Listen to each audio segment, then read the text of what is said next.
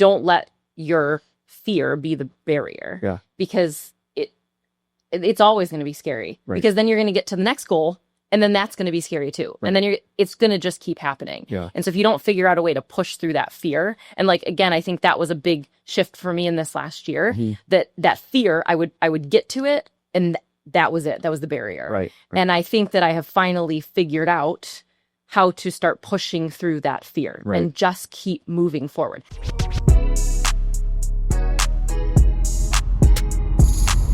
This is Secrets for Success. Welcome to the Secrets for Success podcast. I'm your host, Greg Todd. Thank you, as always, for joining me. As always, look, man, any guest that I bring on is a special guest, but you really special. Really special. Jenna Lower, welcome to the podcast. Thank you for having me. All right. Why don't you tell the people a little bit about what you do and who you are and all that other stuff? Yeah, I'm a physical therapist. I live up in Northern Virginia outside of DC. And my specialty is dance medicine. So I started out working with dancers, started my business. Actually, my business, On Point Wellness, turns 10 in May. Oh, wow. Which is crazy. Wow. Okay. Yes. And so my journey has just kind of taken me through all the dancers that I work with. I now sort of specialize in the hip. I see a lot of hip patients, and I'm slowly going more and more online and still building my brick and mortar, but starting to expand the assets that I have. So. Okay. Awesome. So let's talk about that. You came into my world, it's been a little over a year. What was going on in your life at that time? I had a 3-month-old. A 3-month-old. Yep. My daughter was born in June, and I believe I started in like October-ish time, somewhere in there, with one of your challenges. Yeah. And I came into your world because I know Kelly El Hui, and I saw, she was in my area building a business at the time, and I saw her growth where she surpassed me. She was open for like 2 years or something like that, and she just like blew up. Yeah. And something in that moment, probably the postpartum hormones, I was like, what is this girl doing? Yeah. Like, I want that. I'm ready for that. And I don't know, I think I saw like a post or something from you, or she like tagged you or something. And I hopped in on that challenge because I was at a point where I knew that I wanted something different out of my life. Right. You know, I have another son as well, who's 6. Same thing happened after I had him. Like you start reevaluating what you want your life to look like. And I love my business and I was really happy in it. But like now I've got these 2 kids, and how am I going to spend the time that I want with them? Right. And still be able to grow and thrive in my business, because that's my other baby that I love. And yeah, I was ready for change. You know, I feel like over the last year, nearly year and a half that I've been in your world, I feel like one of the big things that you've gotten from me is that the business can do whatever it is that you want it to do. You have 3 babies, right? Okay. You have your 6-year-old. You have your little girl who's now what, a year and 16 months. 16 months. And then you got your business, right? Okay. And the business is a little bit different than the 2 kids. It's a little different. All right. The business, you can kind of dictate, okay, what do I need you to do for me now? Right? When you first started nearly 10 years ago, it's like, hey, I just want to be able to have clinical freedom. I want to be able to treat dancers in a way that I want to treat them. Right. Okay. And then maybe, when you had your son, it's like, whoa, you start to reevaluate things. Okay. What do I need the business to do for me now? Now you have your daughter. Now it's like, wait. I need the business to do something different for me than what it has done before. And I think for everyone listening, it's totally okay. Yeah. To me, that's a beautiful thing of business. Look, there's a lot of risk to business, but you can make the business have the outcome of whatever it is that suits your life at that particular time. And so you came into my world. Okay, great. So now you're in my world, and what was one of the big things that changed for you when you came into my world that allowed you to start to, generate some results, for yourself and move yourself in a life that you want? Yeah, I think probably the biggest was mindset. Yeah. I knew that I needed a mindset shift. like I could see that in myself, but I think I didn't know what that meant. Okay. So I needed somebody that could guide me in that. Okay. Somebody who had done it, somebody who had been there, like, and other people, right? Like not just you and the coaches, but like the community, right. People who had done it before me, and being able to see people succeed in, you know, maybe not the exact path that I'm going on, but being able to see that made me realize, well, even though I would tell myself anything, like I truly believe you can create whatever you want and anything is possible. Right. It's within your reach. I don't know that I truly deep down believed it or had the mindset that it would make it attainable. Yeah. And so I think that was the piece that has shifted the most for me. Okay. Give me one mindset thing that has shifted for you. Maybe something you used to believe before and now you've set your mind to this. Can you think of anything? Definitely a big one is the financials. Yeah. So, you know, I think that I tell myself all the time, and sometimes I think we just tell ourselves things until we believe it. Yeah. Tell myself, you can have whatever you want. Like it's okay to dream big and go after these things. But I think deep down, you know, I came from, my family is not wealthy. I'm the only one in my family that has a professional degree. I'm the only one in my family that owns a business, an entrepreneur. Right. And so I didn't grow up seeing this. Right. I grew up in the very standard, you get a safe job, you work for X amount of years, you retire, you buy your house, live in the same house for all those years. Like that's what I grew up in. Right. And so I think deep down, I wanted these things. Right. I want the beach house. I want the this. I want the that. Right. But did I really believe that I could have it? Right. I don't think so. Yeah. I don't think that I believed that it was made for me. It was, I want that, but I can't really have it. That's a life for someone else. Yeah. Why do you think you could have it now? Because I've proved it to myself. I've been able to take the things that you've showed me and implement them and immediately see the results. Right. And I also think I'm ready. I think that I'm ready to open my mind to those things. Right. And that, you know, I think just at the phase of life I was in, having my babies and like that was very much my focus. And obviously it's still my focus. I still need to raise these babies. Yeah. But I want that life for them. And so now I'm working not for the life that I want necessarily, but for the life I want my family to have. Right. And so I've proven to myself that it's possible. Right. And so now you have expanded my view of what is attainable. I wonder if, at least for what we have done in the program, is if environmental exposure, I know for me, is a huge thing that has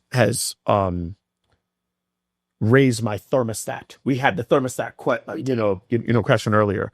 And what I mean by environmental exposure, I'll tell you guys, this was in 2004. I went to Norway. My wife at the time, her cousin was married to a Norwegian, and they invited us to Norway. Now, we saved up all of our money to be able to go on this trip. I think I saved up $500 and spent spending, and I was just like, okay, like that should be enough for 14 days. That's what I thought. Okay. So anyways, we get there, and the first day from the airport, they took us to the mall because it was colder than what we expected. We're Florida people. And I spent about $100 of the $500 there. And then we went to TGI Fridays, and I was like, oh, I'll pay for everybody. Well, spent about $150 there. And so we're basically one day into the trip, there's $250 left. I got 14 days left or 13 days left. And I'm like, oh, I'm in trouble. We hadn't gone to their house yet. So I went to their house, and they lived on this huge property, 3 floors, overlooking a cliff, seeing where the Oslo Winter Olympics was. I was like, what in the heck is this? And that trip gave me environmental exposure. I'd never seen anything like that. I grew up a lot like you. I'd never seen anything like that. And just being able to smell it, taste it, touch it, be around it, made me actually start to think. And then realizing, like, I'm living with these people for a few weeks, like, he's no more special than me. It gave me that environmental exposure that this could be somewhat attainable for me. Yeah. You know? Yeah. And I feel like now you're like, no, I can get this. Yeah. I think now, you know, maybe you see me on a challenge and you're like, oh, he might be special. And you realize that he's just a regular old dude. The same problems like me. And they're like, no, if he can do it, I can do it. You know? And then you start to see other people too. And you're like, you know, I can totally do this. You see Michelle, you see this one, you see that one. Well, and when I came down for that strategy session with you a couple weeks ago, a month ago, and there was somebody here who had said, you know, her clinic was pulling in $4 million, like that. Yeah. And then sitting there and listening to the problems that she was having and realizing, well, I'm having the exact same problems. I may not be pulling in $4 million a year. Yeah. But the problems are the same. Yeah. And I think you even had asked her, was it any harder to make $4 million than it was to make $100,000? Right. And she was like, no. And even just hearing that and seeing people do it, like, and I believe it now. Right. You believe, you know, I don't know that I believed that was real before. Yeah. Surely there has to be some trick to this, you know? Do you have any regrets along your journey of nearly 10 years of having your practice? Do you have any regrets that you're like, hey, I can share with people that, hey, if I was to do this over again, I wouldn't do it this way? Can you think of anything? You know, I definitely am not somebody that like lives in regret for sure. And my business, I grew very slow, very calculated, if you want to call it that, very risk averse. Right. Okay. Got a lot of student loans. I don't want to take out any more loans. I don't want to spend. I don't want to risk anything. I want to be safe. I want to create a job for myself. And it served its purpose. So do I regret the way I did it? No. But looking back, could I have grown faster? 100%. Yeah. I could have done this a long time ago, and I didn't think I could. I think that, we've talked about self-sabotage, and I think that I would self-sabotage myself because I would start to see some success, whatever that looks like, and I would immediately get nervous that I'm not good enough for this. I can't do that. I can't do this. Yeah. And it's not going to be successful. And so I would pull back. Right. And I did that for 10 years. A little bit forward, pull myself back. A little bit. Well, now I'm going to have the baby, so I got to come. Right. I didn't need to do that. I didn't need to do that. And so, if you're listening, don't wait 10 years to get help. Yeah. Man, I hope you guys heard that one. I think it's just, this is something I told a team member the other day. Time means nothing anymore. Time means nothing. A lot of times you feel like, well, I can't. I mean, I even know my teachers and my professors, said this to me, like, don't open up a practice until you're X amount of years out of school. Don't do this. It's almost like time gives us our ability to have success or to have whatever it is that we're striving for. Like, it doesn't mean anything anymore. If you want to do the thing, you want to have massive growth and you want to really try to collapse that time, you don't need to wait 10 years. No. You can do it in a year. You can do it in 2. It's not like I don't want to say, oh, you can build a business from $0 to $1 million in a year, but it has happened, right? But you can start to work towards a thing that's going to build you $1 million business over a year. Mm-hmm. And it might happen at a year. It might happen at 2. It might happen at 3, but it doesn't need to take 10. Mm-hmm. It doesn't need to take 10 to get there. So but also respect where you're at in life, just respect where you're at in life. So I think that's huge. Okay. Let's see, any parting comments for those that are listening? Maybe they're on the fence with making that big leap in their business. Let's talk to that person. What would you say to them? To not be so scared, like it's a really scary thing. Yeah. But I think it's really important to sometimes you have to figure out how to push through that. Right. Don't let your fear be the barrier. Yeah. Because it's always going to be scary. Right. Because then you're going to get to the next goal, and then that's going to be scary too. Right. And then it's going to just keep happening. Yeah. And so if you don't figure out a way to push through that fear, and like, again, I think that was a big shift for me in this last year, mm-hmm. that fear, I would get to it, and that was it. That was the barrier. Right. And I think that I have finally figured out how to start pushing through that fear and just keep moving forward. Nobody knows what they're doing. Right. Yeah. Everyone's faking it. Right. And that's okay. Like, you're going to learn and you're going to fail. Don't be afraid to fail. Like, who cares? Nope. The only person that cares that you failed is you. Right. It's so Nobody true. else is paying attention, really. So true. It's so true. So, all right, before we finish, I want to ask you a little bit about your online stuff, because I feel like this has kind of been what has created a lot of expansion in the possibilities for you. So, a lot of people are like, how can I go online? Is that possible? What does that actually look like? So can you tell them, your transition to online, what you're doing and how you're helping people, and just kind of go into that a little bit? Yeah, I think the decision to go online, there was kind of two things. One, from the standpoint of just my lifestyle, right? Like, I knew I saw myself completely plateau in my business, right? Trading time for money, you will hit a ceiling. Right. And yes, you can add on more employees and you can do that and you can scale, and that's awesome. But it's not going to solve the problem, because then that employee is also going to flatline. Right. So if I really wanted to make an impact, I couldn't do it in the clinic. And I love one-to-one care, and I will always somehow be involved in the clinic. I love being with people. I love helping them. It energizes me. But now I get to help people outside of the clinic. Like, that's so cool to see. I have patients from all over. I have somebody in Bermuda. I have a patient, I've seen people from the UK. I've seen people everywhere. And I get to help people outside of my 4 clinic walls. So what started as I want a little bit more flexibility for me and ability to grow and scale, turned into, wow, I get to impact a lot more lives than I ever could have impacted. And that is such a cool thing. Right. Yeah. And we were just talking about this. You recently, created a book, and you also created a program called Hip Lab, right?